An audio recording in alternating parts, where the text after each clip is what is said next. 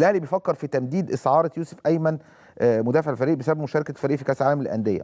مع كل احترام والتقدير يعني لهذا الخبر، يعني هو النادي الاهلي هيمدد اعاره يوسف ايمن ليه؟ يعني ما قدمه يوسف ايمن لا يدل على ان الاهلي بيسعى لتمديد العقد، يعني ما اعرفش. على العموم حمزه علاء يعطي الضوء الاخضر لتجديد عقده، ولكن يعني بالعربي كده حمزه علاء عنده نيه للاحتراف، ولكن هو ابن من ابناء النادي الاهلي وبيحب النادي الاهلي جدا ومتربي في النادي الاهلي وسعيد بوجوده في النادي الاهلي، ولكن هو نفسه يحترف لانه عارف ان فرصته في التواجد في النادي الاهلي ضعيفه.